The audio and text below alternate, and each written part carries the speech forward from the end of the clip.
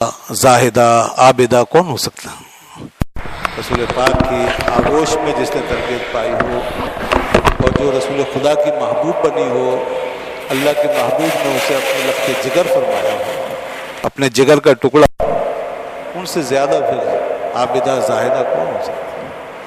تو اسی لیے بطول کہا گیا کہ جس نے اپنے رب کی خاطر اللہ کی محبت میں سب کچھ چھوڑ دیا اور اللہ کی محبت سے وابستہ ہو کر زندگی گزاری، اور ایسی زندگی گزاری کہ راتوں کو ساری رات عبادت میں بسر ہوتی تھی، ساری رات سجدوں میں، عبادتوں میں، نمازوں میں، اللہ اکبر۔ اور رات بھر کی عبادت کے بعد جب صبح کا سفیدہ نمودار ہوتا تو بڑی حسرت کے ساتھ ایک آہ بھر کے کہتے ہیں کہ اے اللہ تو نے رات اتنی چھوٹی بنائی، ابھی تو تیری بندی فاطمہ نے ایک سجدہ بھی دل بھر کے نہیں کیا۔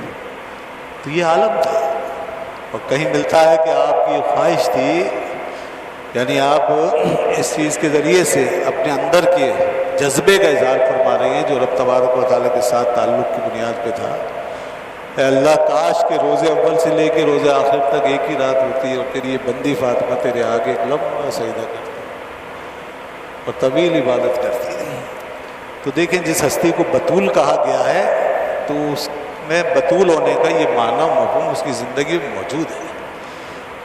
زہرا آپ کو کہا گیا، زہرا کا مطلب ہے روشن، چمکدار، آب و تاب والی۔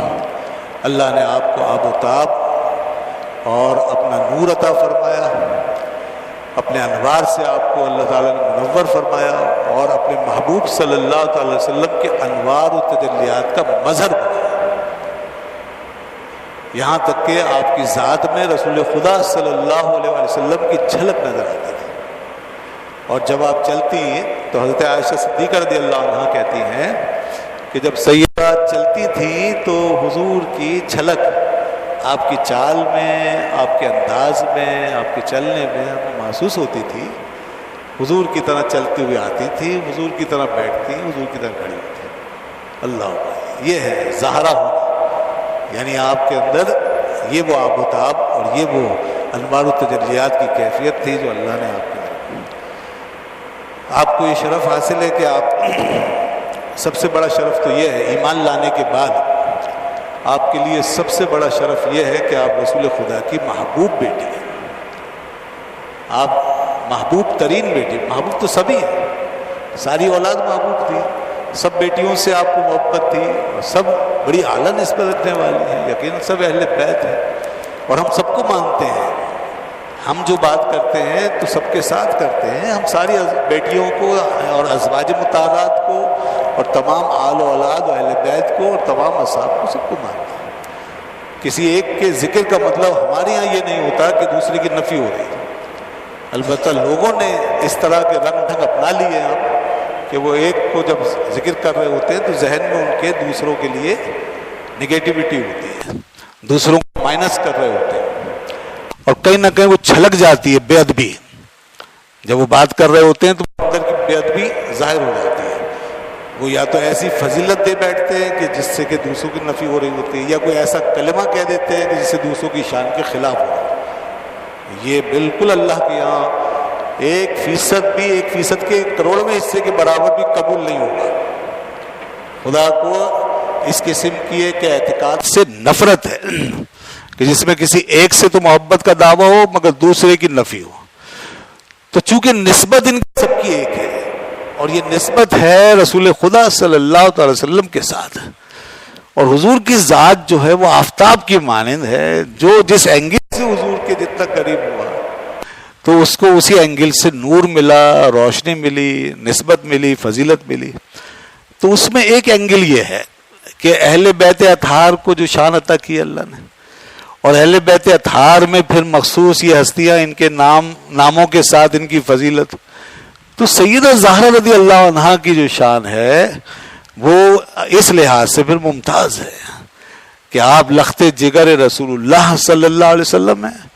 حضور کو اپنی اولاد میں آپ سے بہت زیادہ محبت تھی، اور حضور نے یہاں تک فرمایا کہ فاطمہ تو بدعۃ منی، فاطمہ میرے وجود کا ٹکڑا ہے، میرے جسم کا، میرے وجود کا حصہ ہے. تو فمن اغضبها فقد اغضبنی، جس نے فاطمہ کو ناراض کیا اس نے مجھے ناراض کیا. تو یہ مقام ہے سیدہ زہرا رضی اللہ عنہ کہ آپ کو اللہ کے محبوب صلی اللہ علیہ وسلم نے اپنے وجود کا حصہ، اپنے وجود کا ٹکڑا قرار دیا. اور دوستو جب کوئی ایسی بات ہوتی، ازواج مطہرات بیان فرماتی ہیں کہ سیدہ زہرا سے کہا جاتا تھا کہ جائیں حضور کی بارگاہ میں سفارش کر دیں. جب حضور کسی بات پر خفا ہوتے یا جلالت کا اظہار فرما رہے ہوتے تو لوگ سیدہ زہرا کو حضور کی خدمت میں بھیجتے اور کہتے کہ حضور کو آپ سے بڑی محبت ہے، آپ کی بات ٹالیں گے نہیں، آپ کی بات حضور نہیں ٹالیں گے، اور آپ کو دیکھ کے حضور خوش ہو جاتے ہیں. تو سیدہ زہرا جب جاتی تھیں تو رسول خدا صلی اللہ علیہ وسلم ان کو دیکھ کے خوش ہوتے تھے اور اتنا اکرام فرماتے، اپنی بیٹی کی اتنی عزت افزائی فرماتے، بلکہ دنیا کے تمام باپوں کو، فادرز کو یہ پیغام دے دیا کہ بیٹی کا مقام کیا ہے، کہ رسول خدا اپنی بیٹی کے لیے کھڑے ہو جاتے تھے.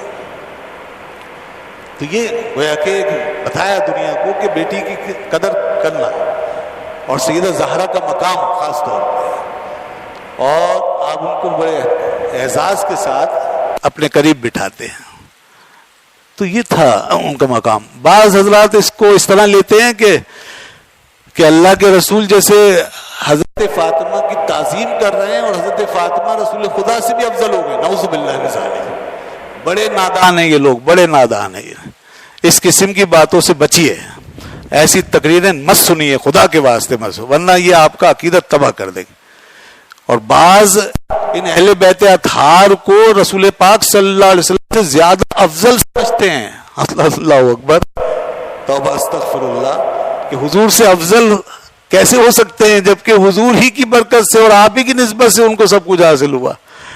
اور بعض یہ سمجھتے ہیں کہ یہ جو تمام نفوس قدسیہ ہیں یہ رسول خدا کی طرح معصوم ہیں، برابر ہیں بالکل، جیسے انبیاء معصوم ہوتے ہیں یہ بھی معصوم ہیں. نہیں، ہرگز نہیں، ہرگز نہیں. انبیاء اور ملائکہ کے علاوہ کوئی معصوم نہیں ہے. صرف انبیاء معصوم ہیں اور ملائکہ معصوم ہیں جن سے گناہ کا تصور ہی نہیں کیا جا سکتا. باقی جو ہستیاں ہیں وہ محفوظ ہیں، اللہ نے ان کو گناہوں سے بچایا ہے. وہ گناہ کی طرف مائل نہیں ہو سکتے کیونکہ ان کی تربیت بہت اچھی ہوئی ہے، ان کے اندر ایمان کا نور داخل ہو گیا، اس لیے تو محفوظ کہلائیں گے، وہ نبیوں کی طرح معصوم نہیں کہلائیں گے. تو یہ بھی بڑے خطرناک باتیں ہیں. اسی وجہ سے دیکھیے ہم زیادہ سے زیادہ ان کے لیے سلام اللہ علیہ کہہ سکتے ہیں یا علیہ السلام کہا جا سکتا ہے، جیسے کہ بعض حضرات کہتے ہیں، اور بعض حضرات اس سے بھی بچتے ہیں کہ مشابہت نہ ہو، کہ رضی اللہ عنہ کہا جاتا ہے. لیکن علیہ الصلاۃ والسلام نہیں کہہ سکتے، علیہ الصلاۃ والسلام نہیں کہہ سکتے کسی غیر نبی کے لیے، غیر فرشتہ کے لیے. صلی اللہ علیہ وسلم نہیں کہہ سکتے، یعنی صلاۃ کے ساتھ کسی کا ذکر مستقل طور پہ نہیں کر سکتے، صرف نبی کا کر سکتے. ہاں، نبی پر صلاۃ بھیج کے پھر ان کی اتباع میں دوسروں پر بھیجی جا سکتی ہے، جیسے صلی اللہ علیہ وآلہ واصحابہ، کہ درود ہو، صلاۃ ہو آپ صلی اللہ علیہ وسلم پر اور پھر آپ کے آل پر اور آپ کے اصحاب پر، یہ تو ہو سکتا ہے. لیکن حضرت سیدہ زہرا یا حسنین کریمین یا حضرت علی مرتضی رضی اللہ عنہ اجمعین، ان میں سے کسی کا نام لے کر کوئی کہے صلی اللہ علیہ وسلم یا علیہ الصلاۃ والسلام، یہ اہل سنت و جماعت کے خلاف ہے، ناجائز ہے. ہمارے علماء اور مشائخ نے اسے منع کیا ہے اور یہ بالکل غلط ہے، کیونکہ ہم معصوم نہیں سمجھتے کسی کو اور نہ کسی کو انبیاء کے برابر قرار دیتے ہیں، اس لیے ہم کسی پر بھی مستقل طور پہ درود نہیں بھیج سکتے. یہ ہمارے عقیدے کو ریپریزنٹ کرتی ہے یہ بات، اس کا خیال رکھیں. تو حضرت سیدہ زہرا رضی اللہ عنہا کی شان کہ وہ رسول خدا صلی اللہ علیہ وسلم کے اتنے قریب تھیں اور آپ صلی اللہ علیہ وسلم نے ان کو یہ اعزاز دیا کہ اپنے جگر کا ٹکڑا قرار دیا اور فرمایا جس نے میری بیٹی کو ناراض کیا اس نے مجھے ناراض کیا. اور دوستو کیا بات ہے اس گھرانے کی، کیا بات رضا اس چمنستان کرم کی. زہرا ہے کلی جس میں حسین اور حسن پھول. آپ کو یہ شرف بھی حاصل ہے کہ آپ حسنین کریمین کی ماں ہیں، والدہ گرامی ہیں، بلکہ قیامت تک آنے والے تمام آل رسول کی اصل سیدہ زہرا ہے۔ یہ بات ذہن میں رکھیے کہ اللہ تعالیٰ نے اپنے محبوب صلی اللہ علیہ وسلم کی جو آل پاک چلائی، جو اولاد چلائی ہے، اور جو سادات کرام کا جو سلسلہ چلا ہے، وہ سیدہ زہرا کے ذریعے چلا ہے۔ اور بیٹیوں کی جو اولادیں ہیں بے شک وہ بھی محترم ہیں، ہمارے لیے مکرم ہیں۔ یہ حضرت علی رضی اللہ عنہ کی جو دوسری ازواج سے اولادیں ہوئی ہیں وہ بھی ہمارے لیے محترم ہیں، لیکن آل رسول اور سادات ہونے کا شرف صرف انہیں حاصل ہے جو سیدہ زہرا سے ہوتے ہوئے، کیونکہ حضور نے فرمایا کہ میری یہ بیٹی جو ہے اس کے ذریعے سے اللہ تعالیٰ میری آل کو چلائے گا۔ ساری دنیا کے لیے اولادیں بیٹوں سے چلتی ہیں، مگر حضور کے لیے اولاد کا سلسلہ بیٹی سے چلا، اور وہ بیٹی ہے سیدہ زہرا خاتون جنت رضی اللہ تعالی عنہ۔ تو اس طرح آپ حسنین کریمین کی والدہ ہیں، اور حضرت علی شیر خدا رضی اللہ عنہ کی زوجہ ہونے کا شرف آپ کو حاصل، یہ سب نسبتیں آپ کو حاصل ہیں۔ اچھا، آپ صلی اللہ علیہ وسلم کو سیدہ زہرا سے اتنی محبت کیوں تھی؟ اس کی وجہ کیا ہے؟ اس کی کچھ وجوہات علماء نے لکھی ہیں۔ ایک وجہ تو یہ کہ آپ عمر میں چھوٹی تھی، اور چھوٹا جو ہوتا ہے گھر میں اس سے سب سے زیادہ پیار کیا جاتا ہے، تو یہ وجہ ایک ہے۔ دوسری وجہ علماء نے یہ لکھی ہے کہ حضرت سیدہ زہرا رضی اللہ عنہ حضرت خدیجۃ الکبریٰ رضی اللہ عنہ سے بہت زیادہ مشابہ تھے، ان کی عادتیں ان میں تھیں، ان کے طریقے عادتیں اپنی ماں کے، اپنی والدہ کے سب سے زیادہ ان میں پائے جاتے تھے۔ اور رسول پاک صلی اللہ علیہ وسلم کو سیدہ خدیجۃ الکبریٰ رضی اللہ عنہ سے بھی بہت محبت تھی۔ یوں تو تمام ازواج آپ کے محبوب ہیں، اور آپ کو سب سے انسیت تھی، محبت تھی، اور سب پہ آپ کا کرم تھا، لیکن سیدہ خدیجۃ الکبریٰ رضی اللہ عنہ کے حوالے سے بھی کچھ خصوصیات ہیں۔ تو اس لیے چونکہ سیدہ زہرا ان سے مشابہت رکھتی تھی، تو رسول پاک صلی اللہ علیہ وسلم اپنی اس لخت جگر کو بھی بہت محبوب رکھتے تھے۔ اور حضرت خدیجہ کے حوالے سے ایک بات عرض کروں، حدیث میں آتا ہے کہ آپ صلی اللہ علیہ وسلم ان کا بہت ذکر کرتے رہتے تھے، ان کا بھی دن آتا ہے نا، تو وہ حضور بہت ذکر کرتے تھے حضرت خدیجہ کا۔ اس وقت بھی جب آپ کے عقد میں کئی ازواج موجود تھیں، اور سیدہ عائشہ صدیقہ رضی اللہ عنہ جیسی دوشیزہ کنواری خاتون نوجوان وہ بھی آپ کے عقد میں موجود تھے، وہ اس بات پہ حیران ہوتی تھی کہ جب آپ کی خدمت میں یہ ازواج موجود ہیں اور ہم جیسی کنواری خاتون اور دوشیزہ آپ کی خدمت اقدس میں، تو ایک 40 سالہ بوڑھی مائی جس نے بیوگی کی حالت میں، یعنی بیوہ ہونے کی حالت میں آپ سے نکاح کیا، 2 دفعہ پہلے ان کا نکاح ہوا، اس کے بعد پھر تیسرا نکاح رسول خدا سے ہوا، 40 سال کی عمر کو کراس کر چکی تھی، تو بوڑھی خاتون تھی، اس بوڑھی مائی کو آپ اتنا یاد کرتے ہیں، اور یہ ازواج آپ کی خدمت میں موجود ہیں، تو ان کے سامنے ان کا ذکر فرماتے ہیں، تو یا رسول اللہ اس کی کیا وجہ ہے کہ آپ کا التفات ان کی طرف اتنا ہے؟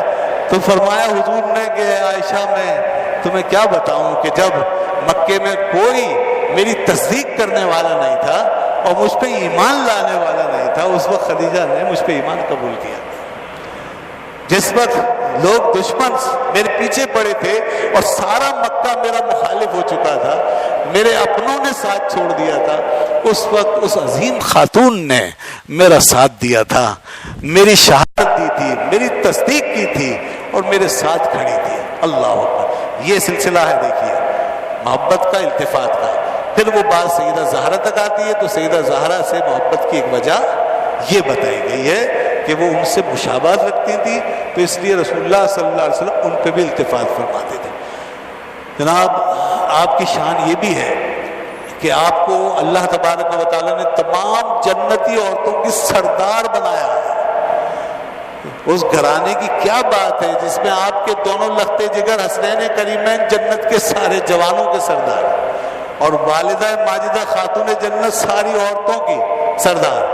حضرت حذیفہ فرماتے ہیں ایک دن میں رسول پاک صلی اللہ علیہ وسلم کی خدمت میں حاضر ہوا اپنی ماں سے اجازت لے کر، رات کا وقت تھا چونکہ، تو اس وقت ماں منع کرتی تھی کہ مسجد دور ہے اور اندھیرا گپ ہے، تو میرا دل بہت کر رہا تھا کہ میں حضور کی خدمت میں جاؤں اور نماز حضور کے پیچھے ادا کروں۔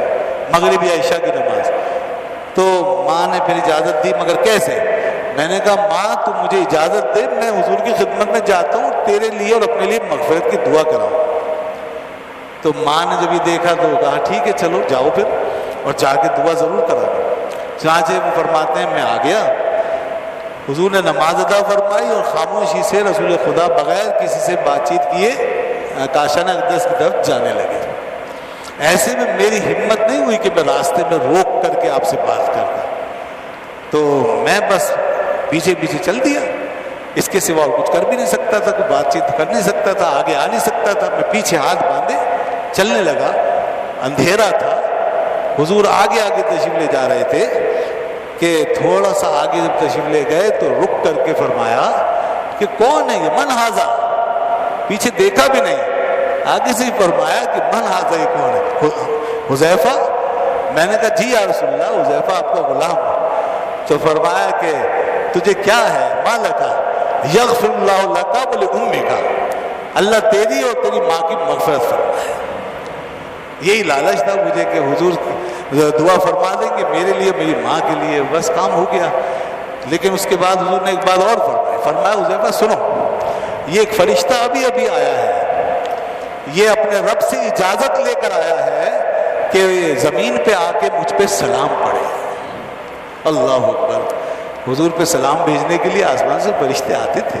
یہ صحیح حدیث میں آپ کو گوش گزار کر رہا ہوں کہ یہ سلام کے لیے خالی میرے پاس آیا ہے, اور اس نے آ کے مجھے یہ بھی بتایا ہے کہ یا رسول اللہ صلی اللہ علیہ وسلم اپنی امت کو بتا دیجئے کہ انا بنتک فاطمہ سیدۃ نساء اہل الجنہ, کہ یا رسول اللہ صلی اللہ علیہ وسلم آپ کی بیٹی فاطمہ سیدۃ نساء اہل الجنہ, تمام جنتی لوگوں کی جو عورتیں ہیں ان کی سردار ہیں, اور والحسن والحسین سیدہ شباب اہل الجنہ, اور آپ کے لخت جگر حسن حسین تمام جنتی جوانوں کے سردار ہیں.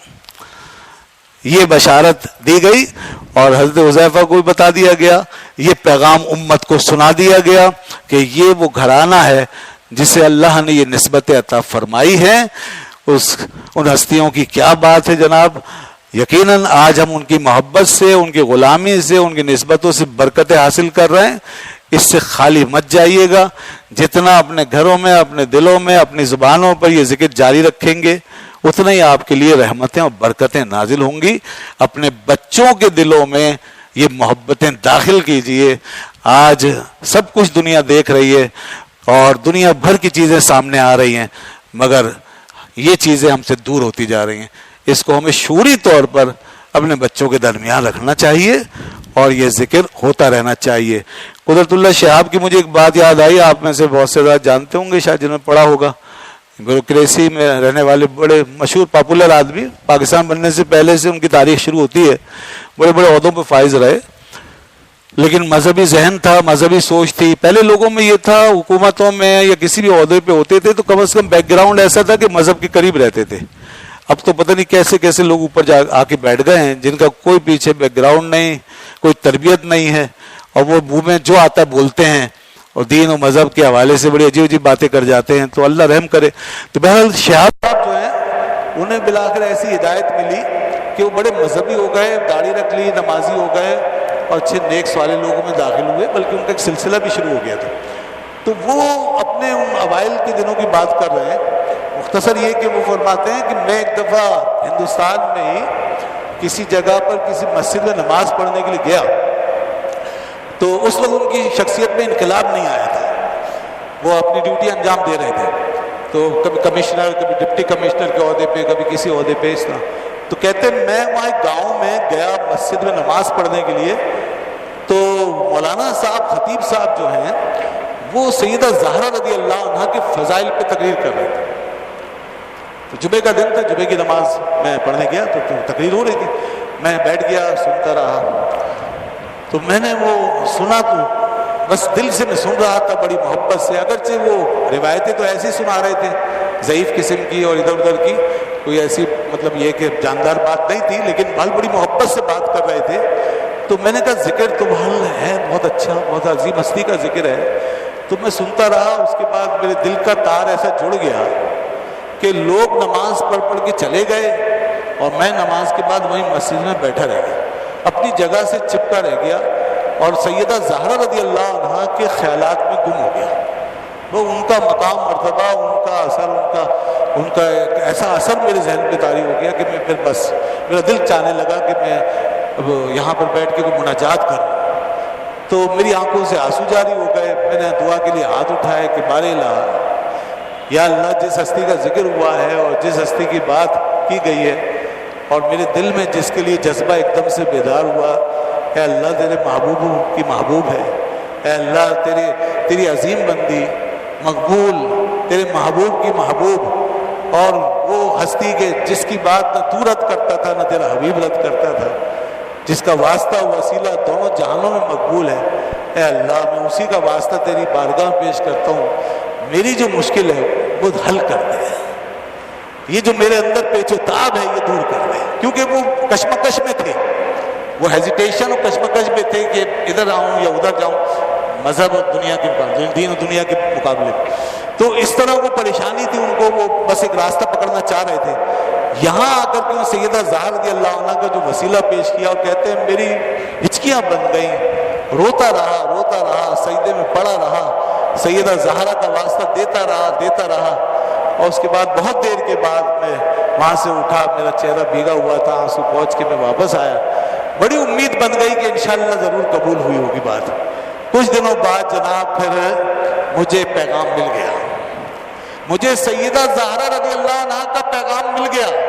اور ہمارے خاندان کی ایک خاتون جو بہت نیک اور پارسا خاتون ہے, جو کہ یہاں اس ملک میں نہیں تھی, کسی اور ملک میں تھی, ان خاتون نے وہاں سے مجھے بتایا, ٹیلی گراف لکھ کے یا خط وغیرہ بھیج کر کے مجھے بتایا کہ میرے خواب میں سیدہ زہرا تشریف لائی تھی, اور انہوں نے فرمایا کہ قدرت اللہ شہاب کو کہہ دو کہ جو مناجات کی تھی قبول ہو چکی ہے, جو تم نے خدا کی بارگاہ پیش کیا ہے قبول ہو چکا ہے.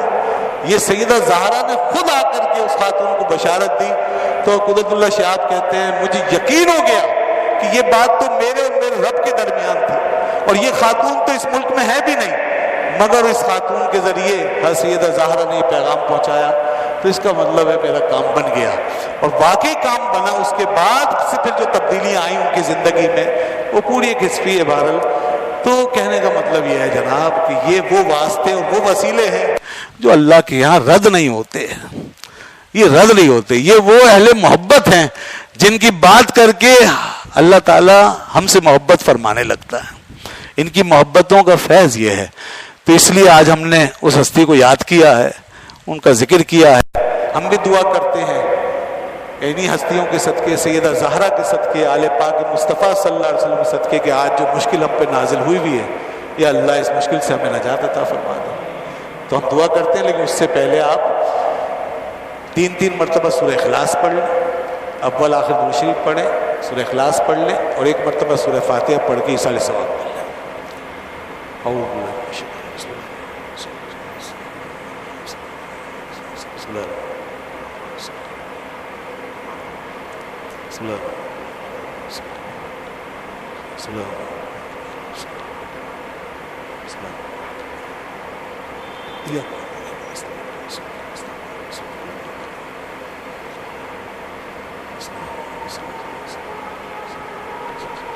الحمدللہ رب العالمین والصلاة والسلام علی سید الانبیاء والمرسلین وعلی آلہ وصحبہ اجمعین.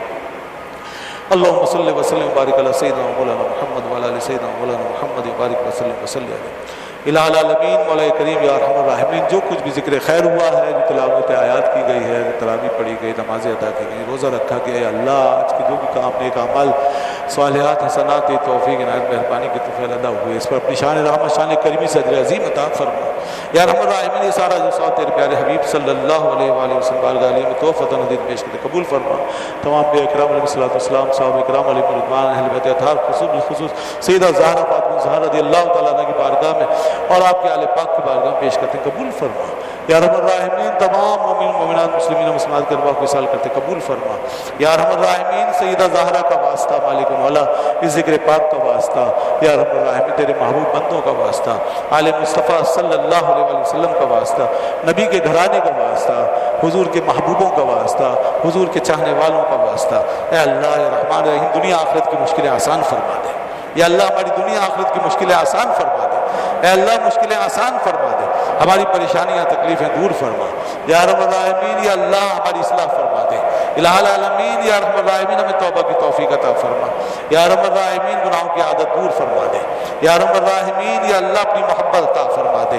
یا اللہ اپنے محبوب بندوں کی غلامی عطا فرما دے۔ الہی الرحمن تمام بے چینیاں دور فرما دے، تمام پریشانیاں دور فرما دے، تمام بیماریاں دور کر دے۔ یا اللہ جو وائرس چھایا ہوا ہے، جو ہلاکتیں چھائی ہوئی، یا اللہ اس سے نجات عطا فرما۔ اے اللہ اس وائرس سے، اس مصیبت سے نجات عطا فرما۔ یا ارحم الراحمین بیماریوں سے نجات عطا فرما۔ یا ارحم الراحمین اپنی آزمائشوں میں صبر عطا فرما۔ اے مالک مولا یا رحمان جو فوت ہو گئے، ہلاک ہو گئے، جاں بحق ہو گئے، الہی انہیں ان کی مغفرت فرما، جو بھی ان میں اہل اسلام ان کی مغفرت فرما۔ یا ارحم الراحمین جو بیمار انہیں شفا کاملہ صحت عاجلہ عطا فرما۔ یا اللہ جتنے حاضرین ہیں، یا اللہ جو بھی نیک جائز دلی تمنا مراد لے کر آئے ہیں اسے پورا فرما۔ ہم پر، ہمارے اہل خانہ پر، بال بچوں پر، سب پر اپنا رحم و کرم فرما۔ جن بھائیوں نے دعاؤں کے لیے کہا ان کی دعائیں قبول فرما۔ یا اللہ جو معاشی نقصان ہو چکا ہے، جو لوگوں کا کاروبار کا نقصان ہو گیا، اے اللہ جو ملک کا نقصان ہو گیا، عالم اسلام کا نقصان ہو گیا، یا اللہ یا رحمان اس کا تدارک فرما دے۔ یا اللہ اس میں برکت پیدا فرما۔ یا اللہ یا رحمان ان ہلاکتوں سے محفوظ فرما۔ یا اللہ بے روزگاروں کی مدد فرما، غریبوں مسکینوں کی مدد فرما، بے سہاروں کو سہارا عطا فرما۔ اے اللہ ہم پر آسانی نازل فرما۔ یا اللہ ہم پر اپنی رحمت اور فضل و کرم کی بارش نازل فرما۔ رمضان کے صدقے، ان راتوں کے صدقے، ان عبادتوں کے صدقے مالک مولا ہم پر اپنے فضل و کرم کی بارش نازل فرما۔